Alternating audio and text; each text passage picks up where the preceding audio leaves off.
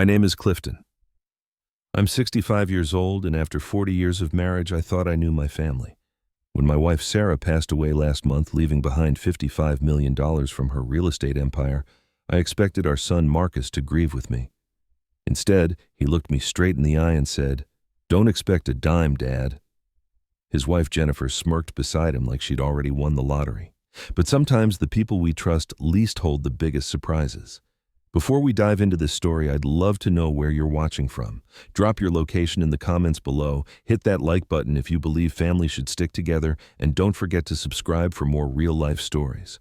Trust me, you won't believe how this reading turned their world completely upside down. Let me take you back to where it all began. Sarah and I met in 1983 at a local coffee shop in Hartford, Connecticut. I was a high school English teacher, 25 years old, and barely making ends meet on my teacher's salary. She was 23, working as a secretary at a small real estate office, but had dreams bigger than anyone I'd ever met. While other women her age talked about marriage and children, Sarah talked about building an empire. Our first date lasted 7 hours.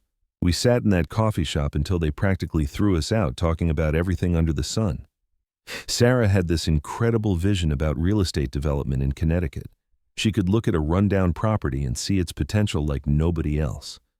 I remember her drawing building plans on napkins, explaining how she'd renovate old warehouses into luxury condominiums.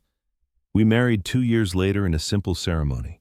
I supported her dreams completely, even when it meant eating ramen noodles for months while she saved every penny to buy her first rental property. That little duplex in West Hartford became the foundation of everything she built, while I taught teenagers about Shakespeare and Hemingway.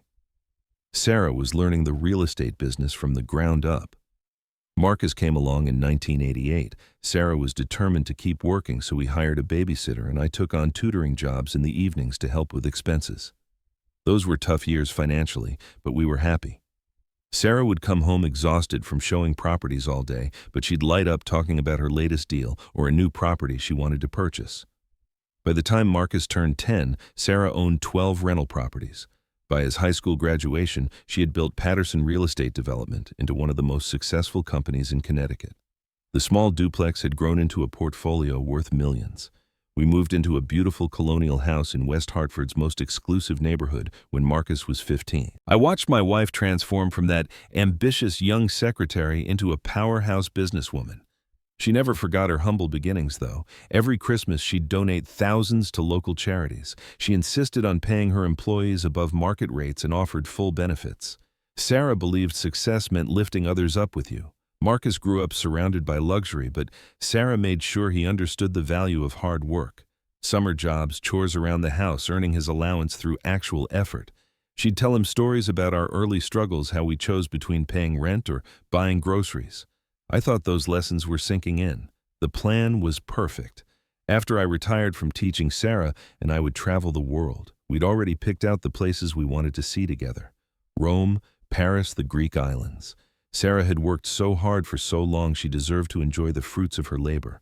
We deserved to enjoy them together. Then everything changed when Sarah found a lump in her breast during a routine self-examination last spring. The diagnosis hit us like a freight train. Stage 3 breast cancer, aggressive and already spreading. The oncologist gave us treatment options, but the statistics were terrifying. 18 months if we were lucky, maybe 2 years with aggressive chemotherapy and radiation. Sarah faced her illness the same way she faced everything else in life, with determination and grace. She continued running her business between treatments, refusing to let cancer define her final chapter. I took early retirement from teaching to care for her full time. After 35 years in the classroom, it felt strange to leave, but Sarah needed me. Marcus and Jennifer started visiting more frequently once we shared the diagnosis. At first, I was grateful for their support. Marcus would sit with his mother during chemo sessions while I ran errands. Jennifer brought homemade soup and helped with household tasks.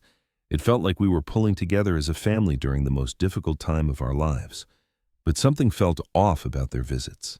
They'd arrive with concerned expressions, asking detailed questions about Sarah's treatment, her prognosis, her pain levels. Normal family concerns, I told myself. However, I started noticing whispered conversations between Marcus and Jennifer that stopped abruptly whenever I entered the room.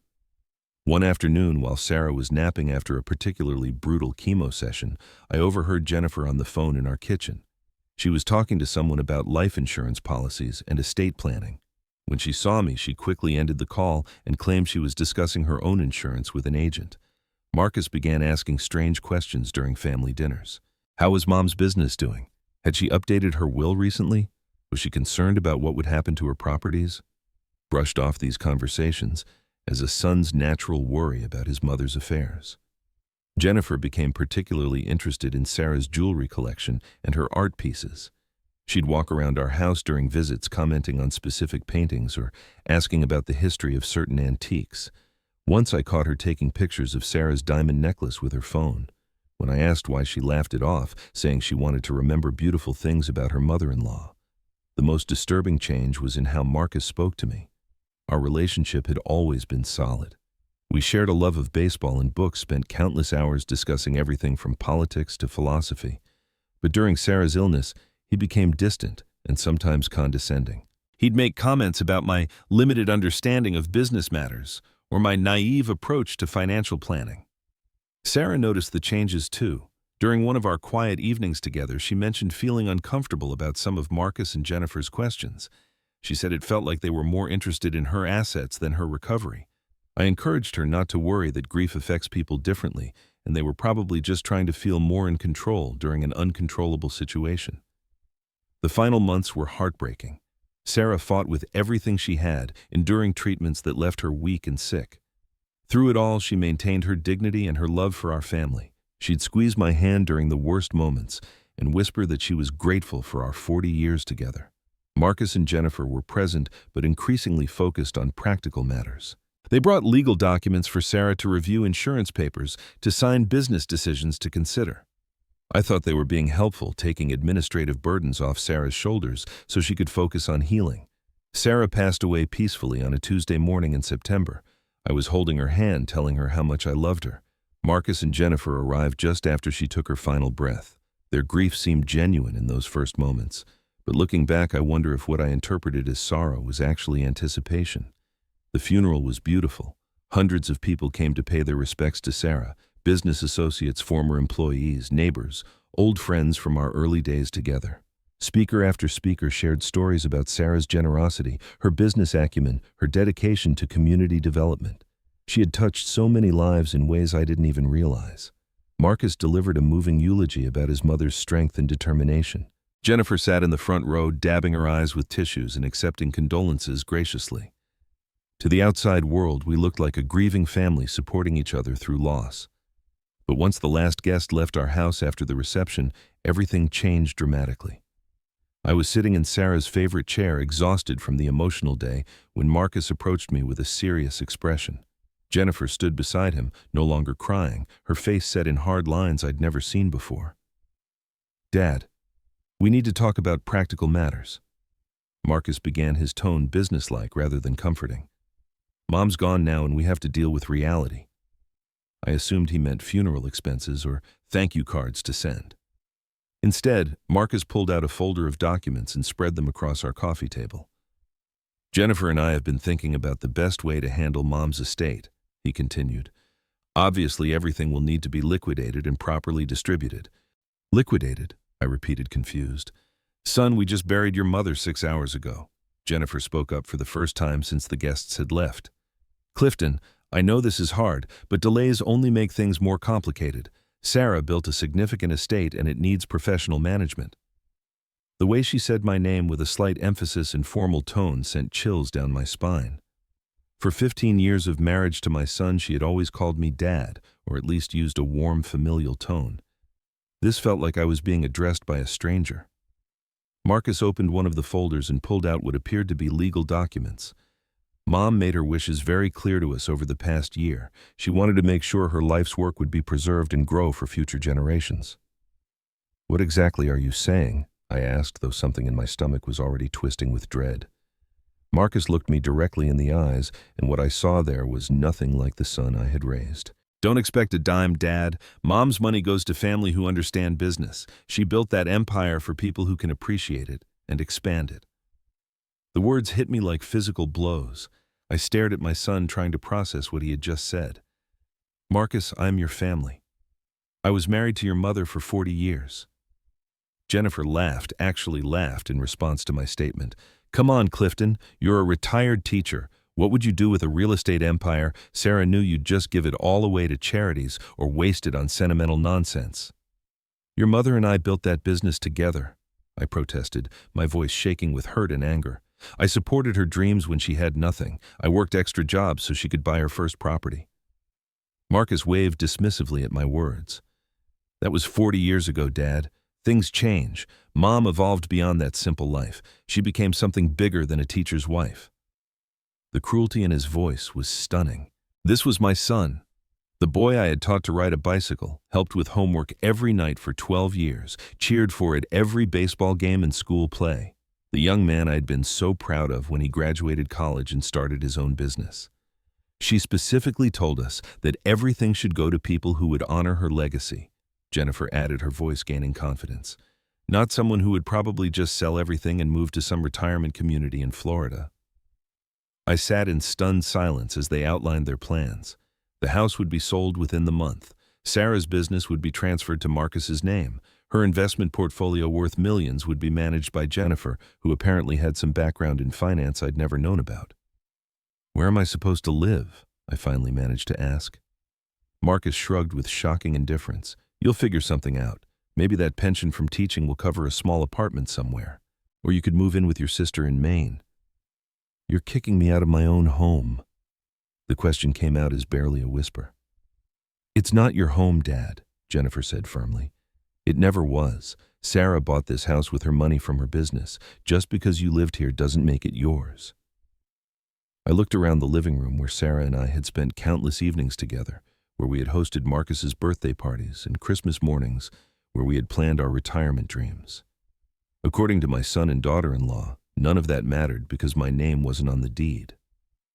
That night, after Marcus and Jennifer left to celebrate their inheritance at an expensive restaurant, I sat alone in the house that no longer felt like home, trying to understand how everything had gone so wrong so quickly. The next few weeks were a nightmare of humiliation and isolation. Marcus and Jennifer wasted no time putting their plans into action. Real estate agents came to appraise the house. Business associates of Sarah's were contacted about transferring company ownership. An estate sale company was hired to assess and price our personal belongings. I felt like a stranger in my own life. Jennifer would arrive each morning with coffee and pastries, but not for me. She'd sit at our kitchen table with various professionals discussing valuations and timelines as if I weren't there. When I tried to participate in conversations about Sarah's belongings, Jennifer would politely but firmly suggest I let them handle the business details. Marcus stopped by less frequently, but when he did, his attitude toward me grew increasingly condescending. He'd make comments about my unrealistic expectations and my failure to understand the complexity of Mom's estate. He spoke to me like I was a child who couldn't grasp adult concepts. The worst part was watching them go through Sarah's personal items with cold efficiency. Jennifer boxed up Sarah's jewelry, her books, her photo albums with the same detached professionalism as the estate sale workers. When I asked to keep Sarah's wedding ring, Jennifer suggested I think about what she would have wanted and reminded me that gold prices were quite high at the moment. I tried calling Sarah's lawyer, Robert Patterson, whom she had mentioned several times over the years. His secretary informed me that Mr. Patterson only discussed estate matters with designated beneficiaries, and my name was not on their authorized list. There must be some mistake, I protested during that phone call. I was married to Sarah Patterson for 40 years. I understand your confusion, Sir Jackson, the secretary replied with professional sympathy. However, our client left very specific instructions about who could receive information regarding her estate. I suggest you consult with your own attorney. My own attorney. With what money? My teacher's pension provided barely enough to cover basic living expenses. The idea of hiring a lawyer to fight my own son over my dead wife's money felt both impossible and morally wrong. Meanwhile, Marcus and Jennifer began living like they had already inherited millions. Jennifer traded her modest Honda for a brand new BMW. Marcus started wearing expensive suits and talking about investment opportunities. They made reservations at restaurants I knew cost more per meal than my monthly grocery budget. During one particularly painful encounter, I overheard Jennifer on the phone with a friend describing the house she and Marcus were planning to buy in an exclusive part of town. $55 million, she said, laughing. Can you believe it? I married into the right family. I began investigating on my own, calling old friends of Sarah's people who had known her before she became wealthy. Betty Morrison, Sarah's college roommate, was shocked when I told her about Marcus and Jennifer's claims. That doesn't sound like the Sarah I knew, Betty said during our phone conversation.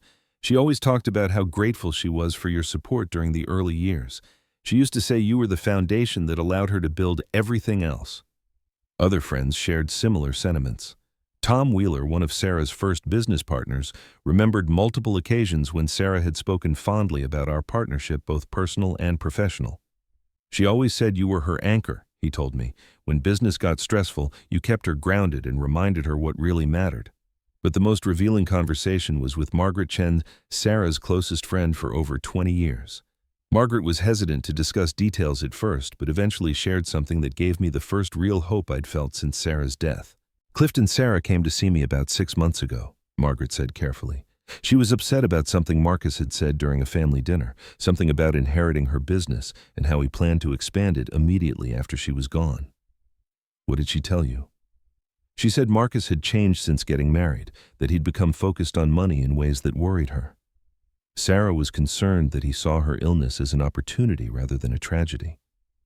Margaret paused before continuing. She said something about needing to teach him a lesson about what really matters in life.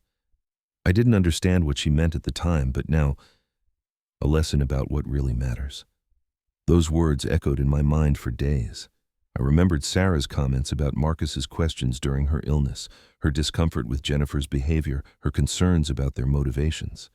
2 weeks before the scheduled will reading, Marcus made an announcement that shook me to my core. He had already signed preliminary agreements to sell Sarah's business to a national real estate development corporation for $42 million. I'm streamlining everything, he explained with the confidence of someone who believed he owned the world.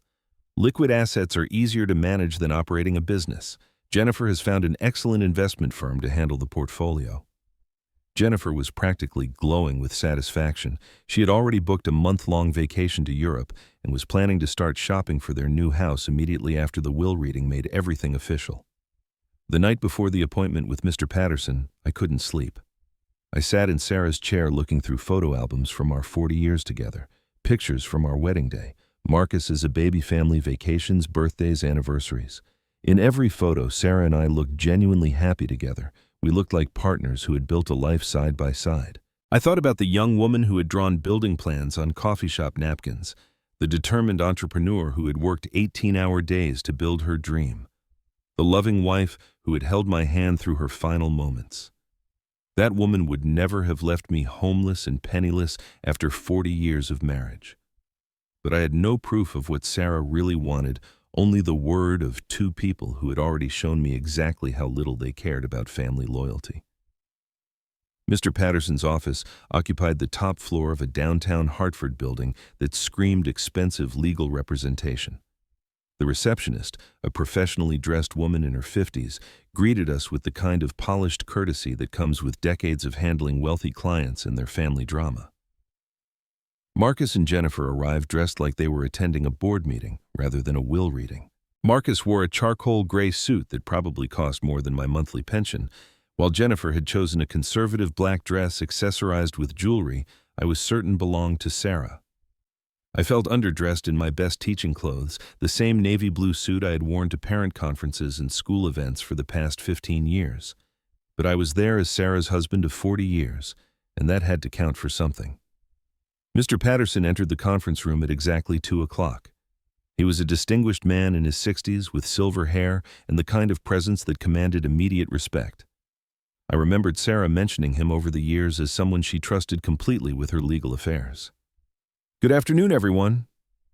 Mr. Patterson began settling behind an imposing mahogany desk with a thick folder of documents.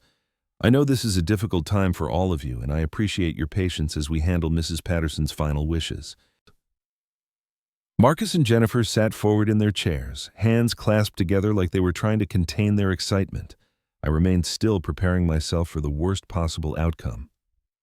"Before we begin," Mr. Patterson continued, "I want to emphasize that Mrs. Patterson spent considerable time ensuring her will reflected her true intentions. She met with me multiple times over the past year to discuss various scenarios and make certain her final document expressed exactly what she wanted. Of course, Marcus replied smoothly. Mom was always thorough in her planning. Mr. Patterson opened the folder and began reading from the official document. I, Sarah Elizabeth Patterson, being of sound mind and body, do hereby declare this to be my last will and testament, hereby revoking all previous wills and codicils. The formal language continued for several paragraphs covering legal requirements and basic declarations. Marcus and Jennifer maintained their confident postures, occasionally exchanging satisfied glances. Regarding my financial assets and business holdings valued at approximately $55 million as of the date of this document's execution, Mr. Patterson read, his voice clear and steady. I could feel the tension in the room increase. This was the moment Marcus and Jennifer had been waiting for since Sarah's diagnosis. To my beloved son Marcus, Mr. Patterson continued, and Marcus actually started to stand up from his chair. I leave the sum of $1. The words hung in the air like a physical presence. Marcus froze halfway between sitting and standing, his face transforming from anticipation to confusion to shock in the span of 3 seconds. What? Jennifer's voice came out as a strangled whisper. Mr. Patterson continued reading without pause. I make this limited bequest to my son because he has demonstrated through his words and actions during my illness that he values my wealth more than my life and my death more than my recovery. Marcus finally found his voice. That can't be right. There has to be a mistake. I assure you, Mr. Patterson, there is no mistake, the lawyer replied calmly. Your mother was very specific about this decision and the reasons behind it. Keep reading, Jennifer demanded, her voice shaking. What about the rest? What about the business, the properties? Mr. Patterson turned the page and continued. The remainder of my estate, including all real property, business assets, investments, and personal belongings, I leave entirely to my husband Clifton James Patterson, the only person who has loved me for who I am rather than what I own. The silence that followed was deafening. I felt like I couldn't breathe, couldn't process what I had just heard. After weeks of humiliation and grief, after being treated like an unwelcome stranger in my own home, Sarah's final gift was vindication and security. Marcus was the first to break the silence. This is impossible. She promised us. She talked to us about inheriting everything. When did she make these promises? Mr. Patterson asked mildly. During her illness, she said family should stick together. She talked about preserving her legacy. Mr. Patterson nodded thoughtfully. Yes, she mentioned those conversations to me. She also mentioned that you interpreted her words to mean something quite different from what she intended. Jennifer was frantically looking through her purse, pulling out her phone. I'm calling our lawyer. This will isn't valid. She was sick, probably not thinking clearly. Mrs. Patterson was evaluated by 2 independent physicians to confirm her mental competency before signing this document, Mr. Patterson explained patiently. She was also recorded on video stating her wishes in her own words. I can arrange for you to view that recording if you'd like. Marcus slumped back into his chair, his confident facade crumbling completely. But the business deal? I already signed preliminary agreements. Preliminary agreements that your mother specifically instructed me to nullify if they were executed before her will was read, Mr. Patterson replied. Those contracts are void as of this moment. Jennifer stood up abruptly, her face flushed with anger and embarrassment. This is ridiculous. 40 years of marriage doesn't entitle him to everything she worked for. Actually, Mr. Patterson said quietly, according to your mother-in-law, 40 years of marriage, love, and support entitled him to everything. She was quite clear about that distinction. The drive home from Mr. Patterson's office felt surreal. Marcus and Jennifer had left the building in stunned silence, not even acknowledging my presence as they walked to their BMW. I sat in my old Honda Civic for 20 minutes in the parking garage, trying to absorb what had just happened. Sarah had seen everything. She had watched our son transform from the loving boy we raised into someone who viewed her death as a business opportunity. She had endured Jennifer's calculating questions and Marcus's premature planning. Most importantly, she had trusted me enough to leave me not just her money, but her faith in our 40-year partnership. Mr. Patterson had handed me a sealed envelope before I left his office. Mrs. Patterson asked me to give this to you after the will reading, he had said. She wanted you to understand her decision in her own words. I waited until I was home sitting in Sarah's favorite chair before opening the letter. Her handwriting was shaky from the effects of chemotherapy, but her words were crystal clear. My dearest Clifton. The letter began. If you are reading this, then my final plan worked exactly as I hoped it would. I know the past few months have been difficult for you in ways beyond just my illness, and I'm sorry you had to endure Marcus and Jennifer's behavior without knowing the truth. She had seen everything. The whispered conversations, the premature planning, the cold calculation disguised as concern for her welfare. I realized during my treatments that our son had become someone I no longer recognized. The boy we raised with strong values about family and loyalty had been replaced by a man who saw dollar signs when he looked at his dying mother. Jennifer's influence certainly didn't help, but Marcus made his own choices about what mattered most to him.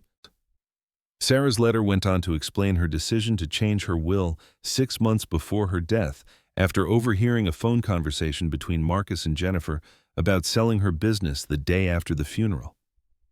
I want you to know that leaving everything to you was not just about punishing Marcus for his greed. You were my partner in building that business from the very beginning. Your emotional support, your willingness to work extra jobs, your belief in my dreams when no one else took them seriously, all of that was essential to my success. You deserve to benefit from what we built together. The letter concluded with instructions about what Sarah hoped I would do with the inheritance. She wanted me to sell the business to employees who had been loyal to her for years, ensuring they could buy it at below market value.